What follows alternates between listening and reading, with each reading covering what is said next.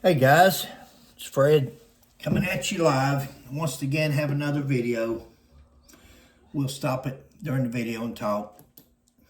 All new at 10, a KENS 5 exclusive on this controversial arrest by San Antonio police. This week, we showed you this video of a jogger forcefully put into a police car after he was mistaken for a violent suspect.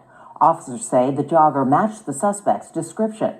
Tonight, the mayor is demanding an investigation, and the case is attracting national attention. For the first time since this arrest, Police Chief William McManus is talking only with Eyewitness News about the ordeal. A green shirt, white shorts, scruffy beard. That's the description that got SAPD officers to stop Matthias Omitu Tuesday afternoon. Police were looking for a domestic violence suspect who McManus says choked a woman unconscious. According to SAPD, the plan was to bring the woman to ID Omitu. She couldn't do that because of her two young children. We told the person we stopped that we were going to take him back to be ID'd by the complainant, and he refused to get into the car. So they explained to him why they stopped him. They explained to him why they needed to take him back, and he just would refuse to cooperate. So forced him into the car. In the process of doing that, they were both kicked by him. They eventually got him back there, and it was not the right person. This could have all ended within 2 minutes after it started if he had told what his name was. That's how SAPD says Matthias Omitu landed in jail, facing 2 felony counts of assaulting an officer. Many online are asking what obligation. I'm looking at his legs. You can see his legs between the officer's legs. I haven't seen any kicking whatsoever. Omitu has to identify himself, considering he's not the man they're looking for. Again, you're right. He was under no legal obligation at that point to identify himself. But had he done so, he would have been off and about his business in 2 minutes. It would have been done. But the officers did have an obligation to try to get him identified or not as the perpetrator of that domestic assault. An incident did not have to occur had the individual cooperated. Or the police officers not escalated it to the point of where they have to go hands-on. They're standing there talking. At this point, is it an emergency that we have to move within the next 2 seconds? We have to do it, and we have to do it now, because if he doesn't do it now, it's contempt of cop. We've told you to do something, and you're just totally refusing.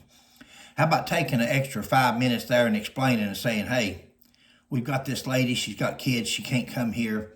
We want to have to take you by there. Or better yet, have a unit go by with a female officer and bring her and the kids both if they have to. There has to be a better way than having 2 cops. This guy, since he is innocent, since he didn't know what was going on, he don't know who these guys are. These guys may be part of the mob. They may be there to kidnap him. With a police car, uniforms, it's not hard to get or do. He doesn't know. This is an innocent man jogging or walking down the street, and now he's taken captive by 2 fellas that he don't know who they are, if they are police. And he certainly doesn't have to identify if he hasn't committed a crime. Of course, the chief there says, oh, it would have been all over in 2 minutes had he just shown his ID. Well, it's not required. Had anything else happened, but it's not required. So it's not his fault that he's not required to show his ID, and then they wanted to go hands-on because now it's contempt of cop. It's wrong all the way around, but it's especially wrong on the police department. We overreact, and we react too soon. It's like Mr. Doug Harless in London, Kentucky. They're going to serve a search warrant at 12 o'clock at night for a weed eater, a stolen weed eater, they're at the wrong house. He don't even have the weed eater, doesn't know anything about the weed eater, but they kicked the door in at 12 o'clock at night to recover a weed eater, even if it had been there. At 12 o'clock at night, you kick somebody's door in and then you shoot him when he comes through the house? How? What was the emergency? I don't have to explain to you people. My viewers know what's going on. Period. Calls for racial justice across the country have people online and in San Antonio. Now, guys, I'm going to tell you, that's where I have to disagree. This racial stuff, I don't believe is involved with police officers. I think police officers have either got the thin gray line, the thin brown line, the thin blue line. I think police officers have this mentality that it's us against them or them against us. I don't care if they're both white and he's black or both black and he's white. Police officers at this day and time don't care. They just want to fight. They just want to, I don't know if it's steroids, because so many of them are on steroids, wanting to be bigger and buffed. But I don't think it's got a thing to do with racial, other than the fact they just want to go hands-on with somebody, and especially if they go contempt of cop on them. Demanding action and an investigation into the arresting officers. Among those calling for action, San Antonio Mayor Ron Nirenberg. But again, this person did not commit the crime and was arrested. And, you know, that needs to be explained. McManus supports his officers, telling us he punishes bad officers and will back up those in the right. They treated this individual the way you'd want your relative treated. Really? Really there, Chief? You want your relative grabbed and manhandled and handcuffed and then thrown in the back of a vehicle on his belly? Really? Wow. You're part of the problem there, pal. I'm sorry to tell you, but this right here is part of the problem when it comes to police officers' actions and how they react and how they do their jobs nowadays. If they were stopped.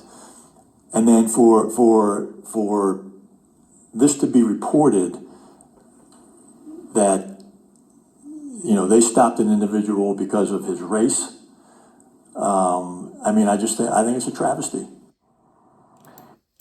SAPD plans to release the body camera video of this arrest, and we've just learned the actual suspect Me2 was mistaken for was arrested today. Darren Anthony Smith Jr. is accused of domestic violence. Wow. Guys, I think we're all on the same page, or you wouldn't be on this channel watching these videos. We have a problem, not with all police officers, but there's a lot of police officers that there is a problem with nowadays. And the problem is nothing more than ego and contempt of cop, or us against them. We've got to go back to protect and serve. They have to come back around to the point of where they work for us or we work for you. I did that for 40 years, so I know what it's like. We work for you. Tell us what you need. Tell us what we can do. And if we have to arrest somebody, and we do have to fight occasionally, no doubt, then go ahead. That's okay. That's justified. But just to grab somebody, just to do them, and I know they want to take them for a lineup or a identity test, but do we have to manhandle them? There wasn't a better way to talk it out. Please like and subscribe if you haven't. We'll catch you next time.